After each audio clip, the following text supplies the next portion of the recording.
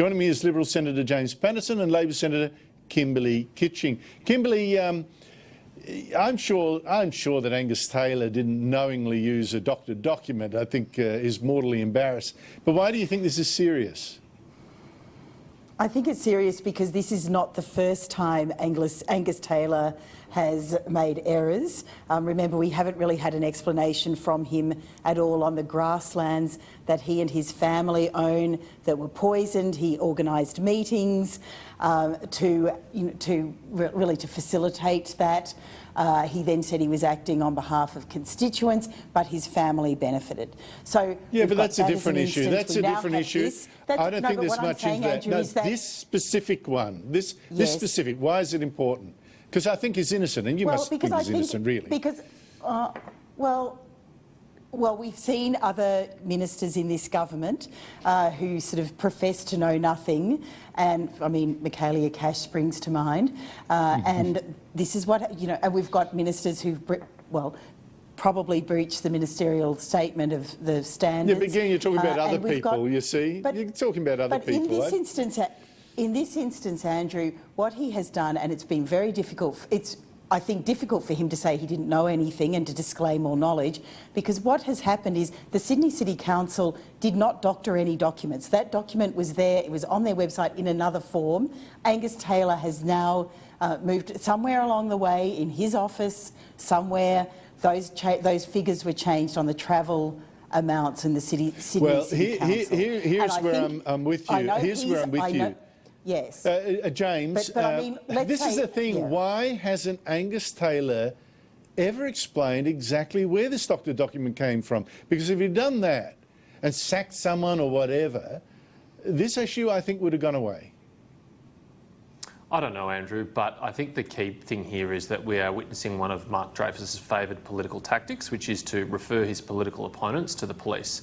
Angus Taylor will be about the 107th victim of this political tactic, where Mark Dreyfus writes a letter to the police and then a story gets written that someone has been referred to the police, and then the police, if they feel obliged to look into it in a cursory way, then that person is being investigated by the police, and then finally, when every single one of those 106 people so far have been exonerated, there is no real follow-up story that says they've been cleared by police. So this is a smear tactic by Mark Dreyfus, and it's actually a very dangerous one. Look, I got you.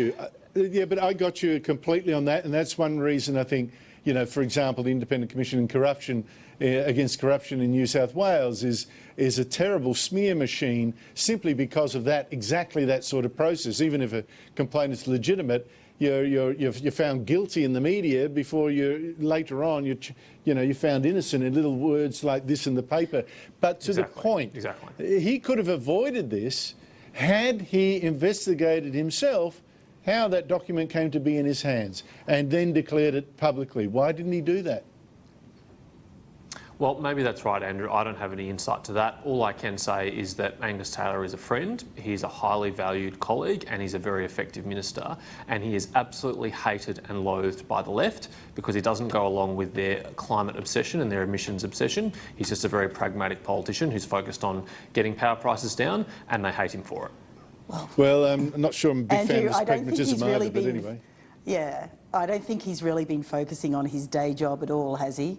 And I mean, when you look at the Statement of Ministerial Standards and the conduct of this government, in 2015, Mal Brough stepped aside as a minister when there was a police investigation into him. Why is Angus Taylor not doing that? Where is the consistency? Well, I've looked at the Ministerial Code of Conduct that Labor was waving around today, and I have to say it does not require a minister to step aside simply because there's a police investigation. In the Prime Minister's forward, and it is the Prime Minister who is the arbiter of that code. It's his code. It's Prime Minister Morrison's code. But it's mainly for the code. One must act with integrity.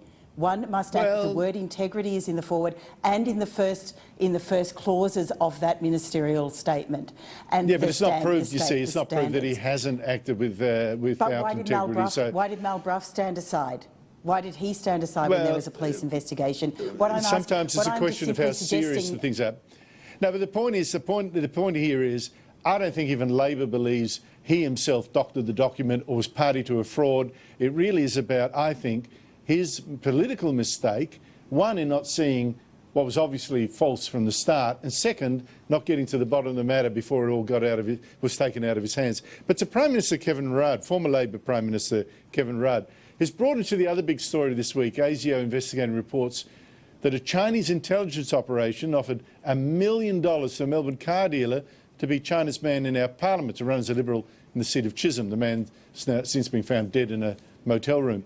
A lot of people are getting worried by Chinese interference here, but not apparently Kevin Rudd, who's been schmoozing in China with its dictator Xi Jinping and others, and warns that we might actually be being racist here. Better watch out. Have a listen.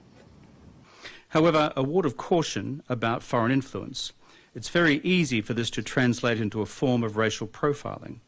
I will be the first to the barricades if most recent national security legislation becomes a political vehicle for Hansonism and a return to the days of the yellow peril. James, screaming racist, chilling debate like that. What do you think of that intervention? Andrew, as a matter of fact, Kimberly and I had the benefit of receiving Kevin's wisdom in person today at Parliament House. We went along to attend his speech. It was a fascinating insight into Kevin as he is. On a serious note, Andrew, I think it's very unwise, particularly for someone of Kevin Rudd's stature, to downplay or dismiss concerns about foreign interference when you have the former head of ASIO and just today in a Senate estimate spillover session, the head of O&I, confirming that foreign interference and espionage in Australia are at unprecedented levels. These are very serious matters. I have not seen any evidence of what Kevin Rudd was saying was the risk of yellow peril. I too would find that to be abhorrent, and I too would stand up against that. But other than some silly comments from Pauline Hanson today, I haven't seen any evidence of that in Australia. What I have seen evidence of is our media and political class standing up for our national interests and interrogating, as we should, these very serious matters. Kimberly? Well, look, I think it's easy to pull out quotes from what was a freewheeling 40-minute speech. Kevin did say he'd speak for 20 minutes, but it was a little longer than that. And he was obviously dealing with incredibly complex issues. And I think he read that out. That was a written comment. That was a written quote. And I don't agree that there is racism in the Parliament. In fact, I have found, all of my colleagues to be very open, and to this is the ethnicity of a foreign interference threat does not. It is not something that people even delve into. It is whether the integrity of our system is under threat, and it doesn't matter where that comes from.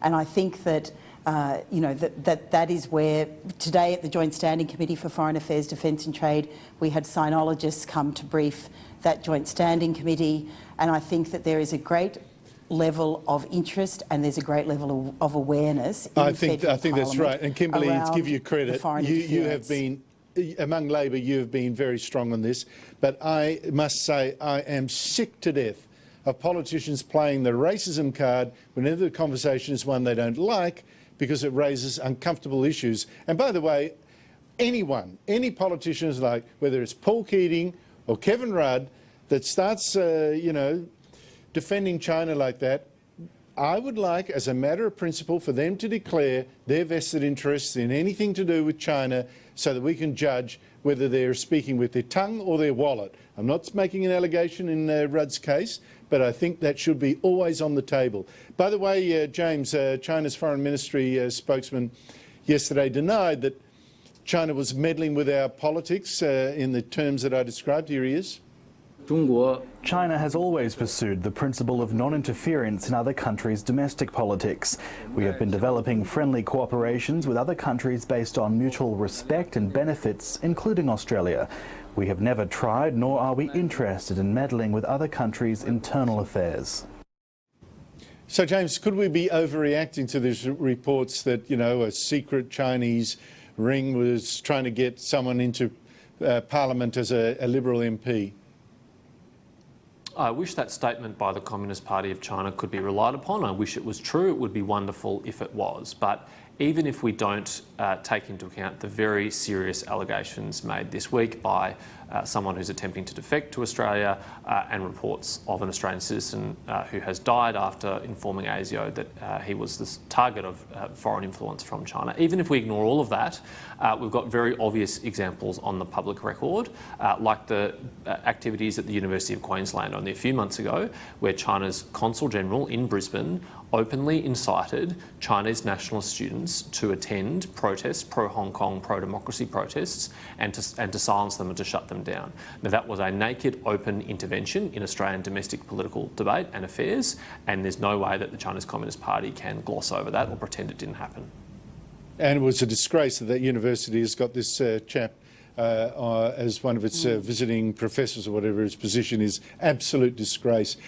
Just quickly before we go, Kimberly, Britain's Labor Party's had a terrible blow, I think.